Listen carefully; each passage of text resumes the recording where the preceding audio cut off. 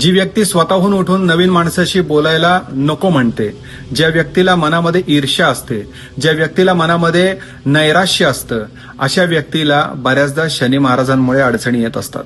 मग अशा व्यक्तीने खरं तर काय करायला पाहिजे? अशा व्यक्तीने स्वतःहून उठून नवीन माणसाशी ओळख करून घ्यायला पाहिजे. वाटणार नाही, अशी इच्छा होणार नाही, पण ती गोष्ट करायला पाहिजे. थोडे एफर्ट्स टाकायला पाहिजेत. पॉझिटिव्हली विचार करायला पाहिजे. पॉझिटिव्ह लोकांच्या संगतीमध्ये राहायला पाहिजे.